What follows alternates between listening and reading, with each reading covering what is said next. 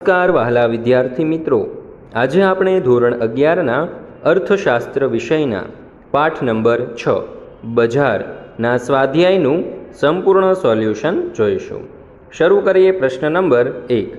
નીચેના પ્રશ્નોના જવાબનો સાચો વિકલ્પ પસંદ કરીને લખો.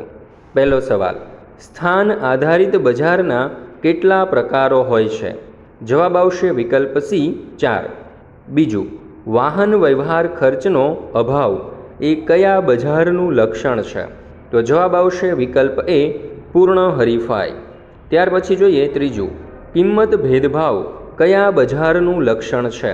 તો જવાબ આવશે વિકલ્પ બી ઇજારો. ચોથું, કયા બજારમાં પેઢી એ જ ઉદ્યોગ બને છે? તો જવાબ આવશે વિકલ્પ સી ઇજારાયુક્ત હરીફાઈ. ત્યાર પછી જોઈએ પાંચમો સવાલ, વેચાણ ખર્ચ કયા બજારનું અગત્યનું લક્ષણ છે? તો જવાબ આવશે વિકલ્પ સી ઇજારાયુક્ત હરીફાઈ. છઠ્ઠું, પરસ્પર અવલંબન કયા બજારમાં જોવા મળે છે? તો જવાબ આવશે વિકલ્પ એ અલ્પહસ્તક ઇજારો. ત્યાર પછી જોઈએ સાતમો સવાલ, કિંમત ચુસ્તતા કયા બજારમાં જોવા મળે છે? તો જવાબ આવશે વિકલ્પ બી અલ્પહસ્તક ઇજારો. આઠમો સવાલ, કયા બજારમાં પેઢીઓનો પ્રવેશ બંધ હોય છે? તો જવાબ આવશે વિકલ્પ સી ઇજારો. ત્યાર પછી જોઈએ નવમો સવાલ, સમાન ગુણી વસ્તુઓ કયા બજારનું લક્ષણ છે? તો જવાબ આવશે વિકલ્પ એ પૂર્ણ હરીફાઈ. દસમું, અસામાન્ય નફો કયા બજારનું સામાન્ય લક્ષણ છે? તો જવાબ આવશે વિકલ્પ સી ઇજારો. ત્યાર પછી પ્રશ્ન નંબર 2, નીચેના પ્રશ્નોના એક વાક્યમાં જવાબ આપો. પહેલો સવાલ, બજારનો સામાન્ય અર્થ આપો. ઉત્તર, વસ્તુ કે સેવાના ખરીદ વેચાણના હેતુથી ખરીદનાર અને વેચનાર એકબીજાના પ્રત્યક્ષ કે પરોક્ષ સંપર્કમાં આવે તે વ્યવસ્થા એટલે બજાર. બીજું, પ્રાદેશિક બજાર એટલે શું? ઉત્તર, જે વસ્તુઓ કે સેવાઓના ખરીદ વેચાણ કોઈ એક ચોક્કસ પ્રદેશ પૂરતા સીમિત હોય તેવા બજારને પ્રાદેશિક બજાર કહેવામાં આવે છે. પાંચમો સવાલ, ઇજારો એટલે શું? ઉત્તર, ઇજારો એટલે કોઈ વસ્તુના પુરવઠા અને વેચાણ પર કોઈ એક પેઢીનો સંપૂર્ણ અંકુશ હોય તેવું બજાર. છઠ્ઠું, વેચાણ ખર્ચ એટલે શું? ઉત્તર, વેચાણ ખર્ચ એટલે વસ્તુના વેચાણ માટે થતો ખર્ચ. આ ખર્ચમાં સૌથી અગત્યનો જાહેરાત ખર્ચ છે. સાતમું, વસ્તુ વિભિન્નતાનો અર્થ આપો. ઉત્તર, વસ્તુ વિભિન્નતા એટલે એક જ પ્રકારની વસ્તુ અન્ય વસ્તુથી સ્વરૂપ, ગુણધર્મ કે ગુણવત્તામાં ભિન્ન છે એમ દર્શાવવું. ત્યાર પછી આઠમું, અલ્પહસ્તક ઇજારાની વ્યાખ્યા આપો. ઉત્તર, અલ્પહસ્તક ઇજારો એક એવું બજાર છે જેમાં અલ્પ ઉત્પાદકો કે વેચનારાઓ સમાન ગુણી કે નજીકની અવેજી વસ્તુઓના ઉત્પાદન કે વેચાણનું કાર્ય કરે છે. નવમું, કિંમત સ્વીકારનાર એટલે શું? ઉત્તર, પૂર્ણ હરીફાઈવાળા બજારમાં વસ્તુની કિંમત વસ્તુની માંગ અને પુરવઠા દ્વારા નક્કી થતી હોવાથી વેચનારને બજારમાં કિંમત સ્વીકારનાર કહે છે. દસમું, કયા બજારમાં પેઢીઓનો પ્રવેશ પ્રતિબંધિત હોય છે? ઉત્તર, ઇજારાવાળા બજારમાં પેઢીઓનો પ્રવેશ પ્રતિબંધિત હોય છે. પ્રશ્ન નંબર 3, નીચેના પ્રશ્નોના ટૂંકમાં જવાબ આપો. પહેલું, પૂર્ણ હરીફાઈના સંદર્ભમાં વાહન વ્યવહાર ખર્ચ સમજાવો. પૂર્ણ હરીફાઈવાળા બજારમાં અસંખ્ય વેચનારા અને અસંખ્ય ખરીદનારા હોય છે. તેથી આવા બજારમાં વાહન વ્યવહાર ખર્ચ કુલ ખર્ચના સંદર્ભમાં ખૂબ જ ઓછો હોય છે. તેથી ગણતરીમાં લેવાતો નથી. વાહન વ્યવહાર ખર્ચ નજીવો હોવાથી તે શૂન્ય છે એમ સ્વીકારી લેવામાં આવે છે. આમ પૂર્ણ હરીફાઈવાળા બજારમાં વાહન વ્યવહાર ખર્ચની ગેરહાજરી એક મહત્ત્વનું લક્ષણ છે. બીજો સવાલ, ઇજારાના સંદર્ભમાં પેઢી એ જ ઉદ્યોગ સમજાવો. ઉત્તર, પેઢી એટલે ઉત્પાદન કરતું એક સ્વતંત્ર એકમ, જ્યારે ઉદ્યોગ એટલે એક સરખી વસ્તુઓનું ઉત્પાદન કરતી પેઢીઓનો સમૂહ. ઇજારામાં ઉત્પાદક કે વેચનાર એક જ છે, તેથી તે વાસ્તવમાં પેઢી છે. સમાન ગુણી વસ્તુઓનું ઉત્પાદન કરતી પેઢીઓનો સમૂહ જે ઉદ્યોગ છે તે પણ ઇજારાના લક્ષણ મુજબ એક પેઢી જ ગણાય. તેથી ઇજારામાં પેઢી એ જ ઉદ્યોગ છે. ત્યાર પછી જોઈએ ત્રીજો સવાલ, ઇજારાયુક્ત હરીફાઈ એટલે શું? ઉત્તર, પ્રોફેસર ચેમ્બરલિન જણાવે છે કે વાસ્તવિક બજારમાં ન તો પૂર્ણ હરીફાઈ જોવા મળે છે કે ન તો પૂર્ણ ઇજારો જોવા મળે છે, પરંતુ હકીકતમાં બંનેનું સહ અસ્તિત્વ જોવા મળે છે. આ સ્થિતિ ઇજારાયુક્ત હરીફાઈની છે, જેને શ્રીમતી રોબિન્સના અપૂર્ણ હરીફાઈ તરીકે ઓળખવામાં આવે છે. ઇજારાયુક્ત હરીફાઈવાળા બજારને પ્રોફેસર ચેમ્બરલિન આ પ્રમાણે વ્યાખ્યાયિત કરે છે: પૂર્ણ હરીફાઈ અને પૂર્ણ ઇજારો ન હોય પરંતુ બંનેનું સહ અસ્તિત્વ હોય તેવા બજારને ઇજારાયુક્ત હરીફાઈ કહેવામાં આવે છે. પ્રોફેસર જે.એસ. બેઇનના મતે જો નાની નાની પેઢીઓ સંપૂર્ણ અવેજી વસ્તુઓને બદલે નજીકની અવેજી વસ્તુઓનું ઉત્પાદન કરતી હોય તો તેવી નાની પેઢીઓના મોટા સમૂહમાં પ્રવર્તતી હરીફાઈને ઇજારાયુક્ત હરીફાઈ કહે છે. શ્રીમતી રોબિન્સન જણાવે છે કે જો પ્રત્યેક પેઢી ઇજારાદાર હોય અને સાથે તે હરીફાઈ પણ કરતી હોય તેવી બજારની પરિસ્થિતિને અપૂર્ણ હરીફાઈ કહેવાય. ત્યાર પછી જોઈએ ચોથો સવાલ: કિંમત ભેદભાવનો અર્થ સમજાવો. ઉત્તર: ઇજારાવાળા બજારમાં ઉત્પાદક કે વેચનાર વસ્તુની કિંમત નક્કી કરનારને હરીફાઈનું તત્વ જોવા મળતું નથી. ઇજારાદાર ઘણીવાર આ તકનો લાભ લઈ જુદા જુદા ગ્રાહકો પાસેથી એક જ વસ્તુની જુદી જુદી કિંમત વસૂલી શકે છે. વળી વસ્તુના જુદા જુદા ઉપયોગ મુજબ તે વસ્તુની જુદી જુદી કિંમત વસૂલી શકે છે. આમ ઇજારાદાર કિંમત ભેદભાવ નીતિનો ઉપયોગ કરી અને ઊંચો નફો મેળવે છે. પાંચમો સવાલ: પરસ્પર અવલંબનનો અર્થ સમજાવો. ઉત્તર: અલ્પહસ્તક ઇજારાવાળા બજારમાં ઉત્પાદકો કે વેચનાર અલ્પ સંખ્યામાં હોય છે. તેથી ઉત્પાદકો એકબીજા વિશે માહિતગાર રહેતા હોય છે. જેમ કે ટેલિવિઝનના ઉત્પાદકો અલ્પ સંખ્યામાં છે, તેથી તેઓ પોતાની વસ્તુઓના પ્રકાર અને ગુણવત્તા વિશે માહિતગાર હોવાની સાથે તેમના હરીફ ઉત્પાદકોની વસ્તુના પ્રકાર અને ગુણવત્તા અંગે પણ જાણકારી મેળવે છે. આમ કોઈ ઉત્પાદકે પોતાની વસ્તુ ગુણવત્તા કે કિંમતના સંદર્ભમાં નિર્ણય કરવાનો હોય ત્યારે તેની હરીફાઈ પેઢીઓ પર કે એક અથવા બીજી રીતે અવલંબે છે. પ્રશ્ન નંબર 4 નીચેના પ્રશ્નોના મુદ્દાસર જવાબ આપો. પહેલું: ઇજારાયુક્ત હરીફાઈના 3 લક્ષણો સમજાવો. ઉત્તર: પ્રોફેસર ચેમ્બરલિનના મતે પૂર્ણ હરીફાઈ અને પૂર્ણ ઇજારો ન હોય પરંતુ બંનેનું સહ અસ્તિત્વ હોય તેવા બજારને ઇજારાયુક્ત હરીફાઈ કહેવામાં આવે છે. ઇજારાયુક્ત હરીફાઈના લક્ષણો: તો પહેલું, મોટી સંખ્યામાં વેચનાર અને અસંખ્ય ખરીદનારા. ઇજારાયુક્ત હરીફાઈમાં ઘણા ઉત્પાદકો કે વેચનારા હોય છે, તેથી તેમાં હરીફાઈનું તત્વ મોટા પ્રમાણમાં જોવા મળે છે. આ બજારમાં ખરીદનારાઓ અસંખ્ય હોવાથી તેઓ વસ્તુની કિંમત ઉપર પ્રભાવ પાડી શકતા નથી. ત્યાર પછી હવે આપણે જોઈએ વસ્તુ વિભિન્નતા. તો ઇજારાયુક્ત હરીફાઈમાં ઉત્પાદકો જે વસ્તુઓનું ઉત્પાદન કરે છે તે સમાન ગુણી હોતી નથી, પરંતુ વસ્તુના સ્વરૂપ, ગુણવત્તા વગેરેની દ્રષ્ટિએ નજીવો તફાવત જોવા મળે છે. પરિણામે વસ્તુઓ લગભગ એક સરખી વસ્તુઓ જેવી બની રહે છે. આ બજારમાં ઉત્પાદિત વસ્તુઓને અન્ય વસ્તુઓથી જુદી પાડવા અને વિશિષ્ટ ઓળખ આપવા વસ્તુ વિભિન્નતા ઉપયોગી છે. ત્રીજો સવાલ: પેઢીઓની મુક્ત અવરજવર. તો ઇજારાયુક્ત હરીફાઈવાળા બજારમાં જ્યારે કોઈ એક ઉદ્યોગ અસામાન્ય નફાની સ્થિતિમાં હોય ત્યારે આવા નફાથી આકર્ષાય અને નવી પેઢીઓ મુક્તપણે ઉદ્યોગમાં પ્રવેશે છે. અને જો કોઈ ઉદ્યોગમાં અસામાન્ય ખોટની સ્થિતિ હોય તો પેઢીઓ ખોટના કારણે ઉદ્યોગો છોડી જાય છે. આમ આ ઉદ્યોગમાં પેઢીઓની અવરજવર ઉપર કોઈ પણ પ્રકારનો પ્રતિબંધ હોતો નથી. ટૂંકા ગાળામાં નફાથી આકર્ષાય પેઢીઓ બજારમાં પ્રવેશ કરે છે અને ખોટને કારણે બહાર જતી રહે છે. લાંબા ગાળે જ્યારે ઇજારાયુક્ત હરીફાઈવાળું બજાર સામાન્ય નફાની સ્થિતિએ પહોંચે છે ત્યારે પેઢીઓની મુક્ત અવરજવર આપોઆપ બંધ થઈ જાય છે. બીજું આપણે જોઈએ અલ્પહસ્તક ઇજારાના 3 લક્ષણો. તો અલ્પહસ્તક ઇજારો એક એવું બજાર છે જેમાં અલ્પ ઉત્પાદકો કે વેચનારાઓ સમાન ગુણી વસ્તુઓ અથવા તો નજીકની અવેજી વસ્તુઓના ઉત્પાદન કે વેચાણનું કાર્ય કરે છે. અલ્પહસ્તક ઇજારાના લક્ષણો જોઈએ. પહેલું, અલ્પ વેચનારા અને અસંખ્ય ખરીદનારા. તો અલ્પહસ્તક ઇજારાવાળા બજારમાં ઉત્પાદક કે વેચનારની સંખ્યા ખૂબ જ મર્યાદિત, એટલે 2 થી વધુ અને 10 થી 20 સુધી હોય છે. તેથી તેઓ બજાર કિંમત ઉપર કાબૂ ધરાવે છે. આ બજારમાં ખરીદનારા અસંખ્ય હોવાથી તેઓ વસ્તુની કિંમત ઉપર અસર પાડી શકતા નથી. બીજું આપણે જોઈએ સમાન ગુણી કે નજીકની અવેજી વસ્તુ.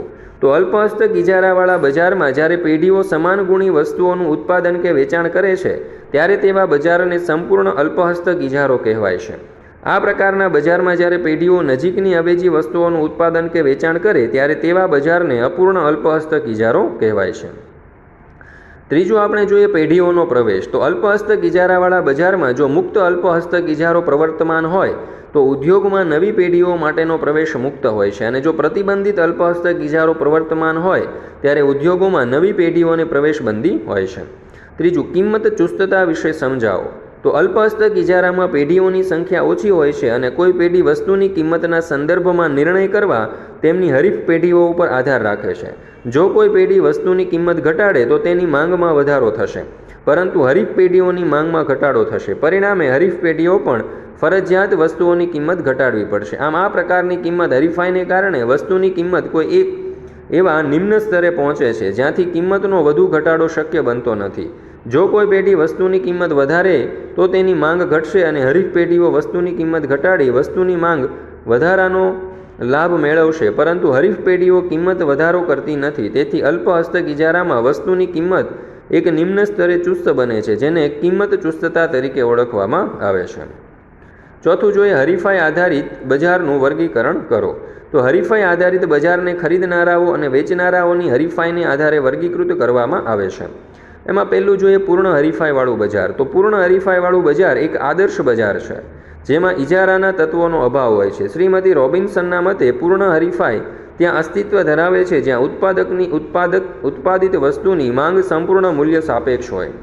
પ્રોફેસર લેટવિચના મતે પૂર્ણ હરીફાઈ એક એવી બજાર વ્યવસ્થા છે કે જેમાં બજાર કિંમતને અસર પહોંચાડી શકે તેટલી મોટી પેઢી સમગ્ર બજારમાં ન હોવા સાથે ઘણી પેઢીઓ સમાન ગુણી વસ્તુઓનું વેચાણ કરે છે. બીજું આપણે જોઈએ અપૂર્ણ હરીફાઈવાળું બજાર. તો પૂર્ણ હરીફાઈ અને ઇજારો આ બે અંતિમ સ્થિતિઓ વચ્ચેની પરિસ્થિતિઓ ધરાવતું બજાર અપૂર્ણ હરીફાઈવાળા બજાર તરીકે ઓળખાય છે. ઇજારો, ઇજારાયુક્ત હરીફાઈ અને અલ્પહસ્તક ઇજારો વગેરે અપૂર્ણ હરીફાઈવાળા બજારોના ઉદાહરણ છે. એમાં પહેલું જોઈએ ઇજારો. તો ઇજારાનો અંગ્રેજી શબ્દ મોનોપોલી, જે ગ્રીક ભાષાનો શબ્દ છે, જેનો અર્થ એક વેચનારનું બજાર એવો થાય છે. ઇજારો બજારની એવી સ્થિતિ છે જ્યાં હરીફાઈનો અભાવ હોય છે, જ્યાં એક જ ઉત્પાદક કે વેચનાર હોય છે. પ્રોફેસર ચેમ્બરલિનના મતે વસ્તુના પુરવઠા પર કોઈ એક પેઢીનો અંકુશ હોય તો તે ઇજારો છે. પ્રોફેસર સ્ટીગલરના મતે વસ્તુનો એક જ વેચનાર એટલે ઇજારદાર. ત્યાર પછી જોઈએ ઇજારાયુક્ત હરીફાઈ. તો ઇજારાયુક્ત હરીફાઈવાળું બજાર એટલે એવી પરિસ્થિતિ કે જેમાં ઉત્પાદક જે વસ્તુ ઉત્પન્ન કરે છે તે વસ્તુની નજીકની અવેજી વસ્તુઓ બજારમાં ઉપલબ્ધ છે. પ્રોફેસર ચેમ્બરલિનના મતે પૂર્ણ હરીફાઈ અને પૂર્ણ ઇજારો ન હોય પરંતુ બંનેનું સહ અસ્તિત્વ હોય તેવું બજાર ઇજારાયુક્ત હરીફાઈવાળું બજાર છે. પ્રોફેસર જે.એસ. બેઇનના મતે જો નાની નાની પેઢીઓ સંપૂર્ણ અવેજી વસ્તુઓને બદલે નજીકની અવેજી વસ્તુઓનું ઉત્પાદન કરતી હોય તો તેવી નાની પેઢીઓના મોટા સમૂહમાં પ્રવર્તતી હરીફાઈને ઇજારાયુક્ત હરીફાઈ કહે છે. ત્યાર પછી જોઈએ અલ્પહસ્તક ઇજારાવાળું બજાર. તો અલ્પહસ્તક ઇજારાનો અંગ્રેજી શબ્દ ઓલિગોસ ગ્રીક ભાષાનો શબ્દ છે, જેનો અર્થ અલ્પ ઉત્પાદકો કે વેચનારાઓનું બજાર એવો થાય છે. અલ્પહસ્તક ઇજારો એક એવું બજાર છે જેમાં અલ્પ ઉત્પાદકો કે વેચનારાઓ સમાન ગુણી વસ્તુ અથવા તો નજીકની અવેજી વસ્તુઓના ઉત્પાદન કે વેચાણનું કાર્ય કરે છે. આવા બજારમાં હરીફાઈનું પ્રમાણ ઊંચી કક્ષાનું હોય છે. પ્રોફેસર સ્ટિંગલરના મતે અલ્પહસ્તક ઇજારો એક એવી પરિસ્થિતિ છે કે જેમાં પેઢી પોતાના બજાર અંગેની નીતિ પોતાના હરીફોની અંદાજિત વર્તણૂકને આધારે બનાવે છે. પ્રોફેસર પીટર ડુલીના મતે અલ્પહસ્તક ઇજારો એક એવું બજાર છે કે જેમાં અલ્પ વેચનારાઓ સમાન ગુણી વસ્તુઓ અને નજીકની અવેજી વસ્તુઓ રજૂ કરે છે. પ્રોફેસર બોમલના મતે અલ્પહસ્તક ઇજારો એ એક એવું બજાર છે જેમાં અલ્પ વેચનારાઓ પૈકી કેટલાક વેચનારાઓ બજારમાં એટલું મોટું કદ ધરાવે છે જે બજાર કિંમતને અસર પહોંચાડી શકે. પાંચમું આપણે જોઈએ પૂર્ણ હરીફાઈ અને ઇજારાનો તફાવત. તો પૂર્ણ હરીફાઈ અને ઇજારો. તો પૂર્ણ હરીફાઈમાં ગ્રાહકો અને વેપારીઓ અસંખ્ય હોય છે. ઇજારામાં ગ્રાહકો અસંખ્ય હોય પરંતુ વેપારી કે ઉત્પાદક એક જ હોય છે. પૂર્ણ હરીફાઈમાં પેઢીઓની સંખ્યા અનેક હોય છે, તેથી પેઢી અને ઉદ્યોગ વચ્ચે ભેદ ઊભો થાય છે. ઇજારામાં ઉત્પાદક પેઢી એક જ હોય છે, તેથી પેઢી અને ઉદ્યોગ વચ્ચે ભેદ ઊભો થતો નથી. પૂર્ણ હરીફાઈમાં ખરીદનારાઓ વસ્તુની કિંમત ઉપર અસર પહોંચાડી શકતા નથી, જ્યારે ઇજારામાં ગ્રાહકો કિંમત ઉપર અસર પહોંચાડી શકતા નથી, પરંતુ વેપારી કે ઉત્પાદક તેના ઉત્પાદન અંગેના નિર્ણય દ્વારા વસ્તુની કિંમત ઉપર અસર પહોંચાડે છે. પૂર્ણ હરીફાઈમાં નવી પેઢીઓને પ્રવેશવાની અને જૂની પેઢીઓને નીકળી જવાની સ્વતંત્રતા હોય છે. ઇજારામાં અન્ય પેઢીઓને બજારમાં પ્રવેશવાની મનાઈ હોય છે. પૂર્ણ હરીફાઈમાં વેચાતી કે ખરીદાતી વસ્તુઓ પરસ્પર સંપૂર્ણ અવેજી હોય છે. ઇજારામાં અવેજી વસ્તુઓનો અભાવ હોય છે. છઠ્ઠું જોઈએ ઇજારો અને ઇજારાયુક્ત હરીફાઈનો તફાવત. તો ઇજારો. ઇજારાની સ્થિતિમાં એક જ ઉત્પાદક કે વેચનાર હોય છે, જ્યારે ઇજારાયુક્ત હરીફાઈમાં ઉત્પાદન અને વેચાણ કરતી પેઢીઓ ઘણી મોટી સંખ્યામાં હોય છે. અવેજી વસ્તુઓનો અભાવ એ ઇજારાનું પાયાનું લક્ષણ છે, જ્યારે તેમાં વસ્તુ વિભિન્નતા હોય છે પરંતુ તે એકબીજાની સંપૂર્ણ અવેજી હોતી નથી. અન્ય પેઢીઓ માટે બજારમાં પ્રવેશબંધી એ ઇજારાનું અનિવાર્ય લક્ષણ છે, જ્યારે ઇજારાયુક્ત હરીફાઈમાં નવી પેઢીઓના પ્રવેશ અંગે કોઈ અવરોધ નથી. ઇજારામાં એક પેઢી ઉદ્યોગની સ્થિતિ લાંબા સમય સુધી ટકી રહે છે. આવા બજારમાં પેઢીઓના સમૂહને જૂથ કહે છે, જેનો ઉદ્યોગ પણ કહેવાય. ઇજારામાં પેઢી ગ્રાહકો પાસેથી ઊંચી કિંમત વસૂલ કરી મહત્તમ નફો મેળવવાનો પ્રયાસ કરે છે. જ્યારે ઇજારાયુક્ત હરીફાઈમાં વિવિધ માધ્યમો દ્વારા જાહેરાત કે પ્રચાર કરી અને વધુ વેચાણ કે ઊંચી કિંમત દ્વારા મહત્તમ નફો મેળવી શકાય છે. પ્રશ્ન નંબર 5, નીચેના પ્રશ્નોના વિસ્તારપૂર્વક જવાબ આપો. એમાં પહેલું, બજારનો અર્થ સમજાવી તેના લક્ષણો જણાવો. તો જોઈએ બજારનો અર્થ. સામાન્ય રીતે ચીજ વસ્તુઓ અને સેવાઓની ખરીદી અને વેચાણની વ્યવસ્થાને બજાર કહેવાય. અર્થશાસ્ત્રની દૃષ્ટિએ બજાર એક એવી વ્યવસ્થા છે જેમાં ખરીદનારાઓ અને વેચનારાઓ પ્રત્યક્ષ કે પરોક્ષ રીતે એવા સંપર્કમાં આવે છે કે જે વસ્તુઓ અને સેવાની ખરીદી વેચાણમાં પરિણમે છે. પ્રોફેસર સેમ્યુઅલ્સનના શબ્દોમાં બજાર એટલે એક એવી કાર્યપ્રણાલી કે જ્યાં ખરીદનાર અને વેચનાર વસ્તુ અને સેવાની કિંમત અને જથ્થાને નક્કી કરવાના હેતુથી એકબીજાના સંપર્કમાં આવે છે. બજારના અસ્તિત્વ માટે બે બાબત જરૂરી છે: ગ્રાહક અને વેચનાર વચ્ચે પ્રત્યક્ષ કે પરોક્ષ સંપર્ક. બીજું, વસ્તુને સેવાના ખરીદ અને વેચાણ. પરંતુ બજારના અસ્તિત્વ માટે કોઈ ચોક્કસ સ્થળ હોવાનું જરૂરી નથી. બજારના લક્ષણો. તો બજારના મુખ્ય લક્ષણો નીચે મુજબ છે. પહેલું, ખરીદનારાઓ અને વેચનારાઓ. બજારમાં વસ્તુ કે સેવાના ખરીદનારા અને વેચનારા હોવા ફરજિયાત છે. બજારમાં વેચનારનો ઉદ્દેશ મહત્તમ નફો મેળવવાનો અને ખરીદનારનો ઉદ્દેશ્ય વસ્તુમાંથી મહત્તમ સંતોષ પ્રાપ્ત કરવાનો હોય છે.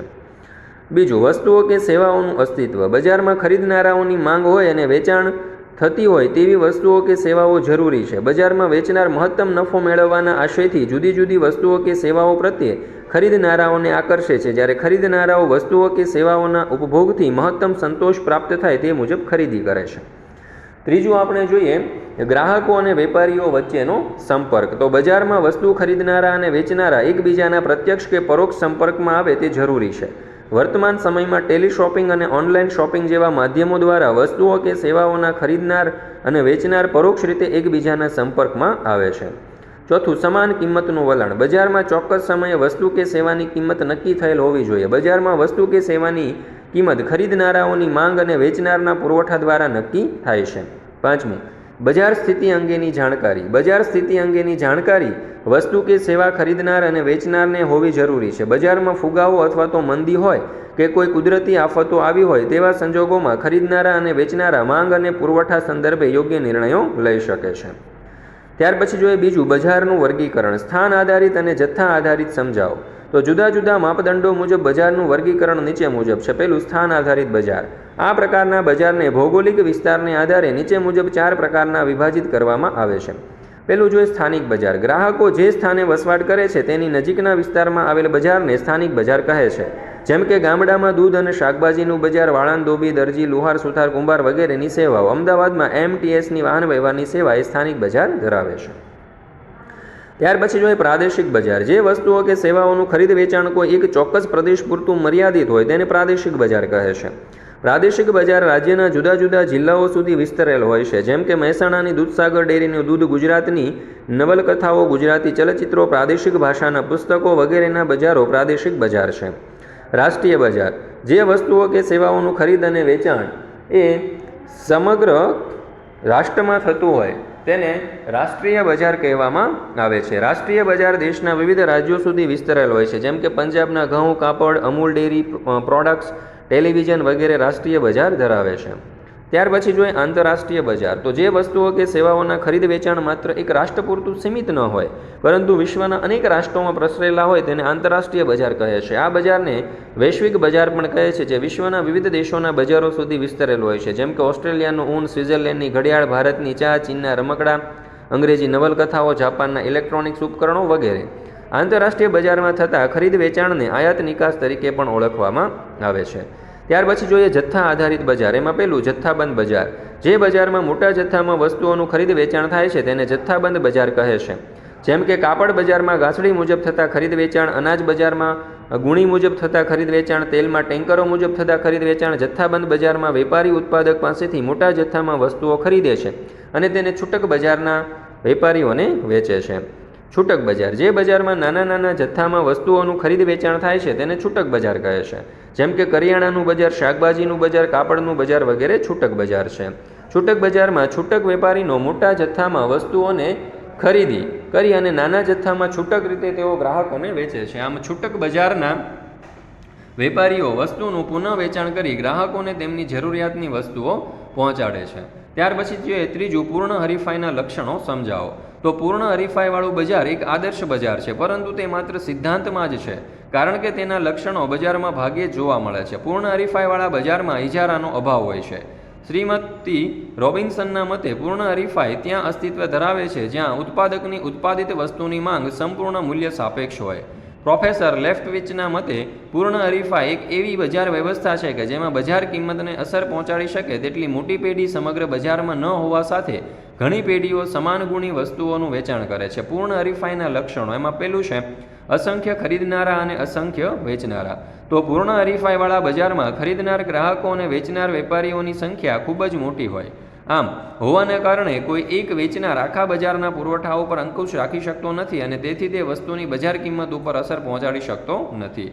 તે જ રીતે કોઈ એક ખરીદનાર કે અમુક સંખ્યાના કે ખરીદનારાઓના માંગના હેરફેર દ્વારા વસ્તુની બજાર કિંમત ઉપર અસર પાડી શકાતા નથી. આ બજારમાં વસ્તુની કિંમત વસ્તુની માંગ અને પુરવઠા દ્વારા નક્કી થાય છે. તેથી વેચનાર અને ખરીદનાર બજારમાં માત્ર કિંમત સ્વીકારનાર બની રહે છે.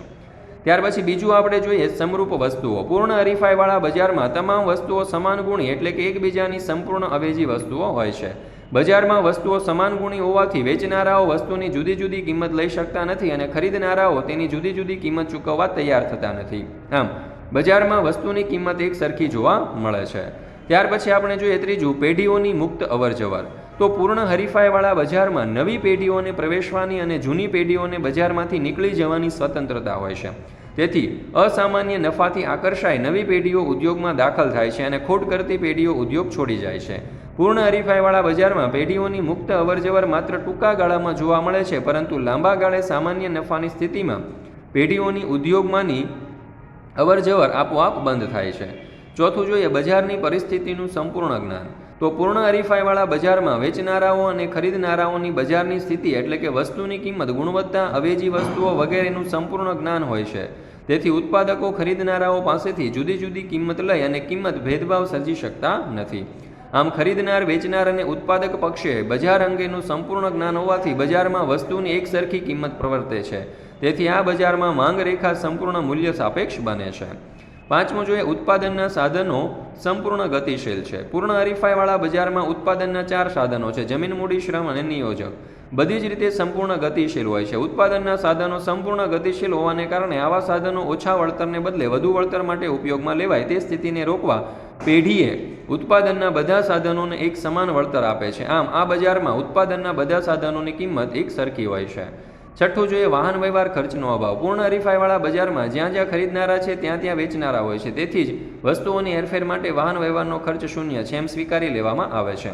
આમ વાહન વ્યવહાર ખર્ચનો અભાવના બજારનું એક મહત્વનું લક્ષણ ગણાય. ત્યાર પછી જોઈએ ચોથો સવાલ, ઇજારાના લક્ષણો સમજાવો.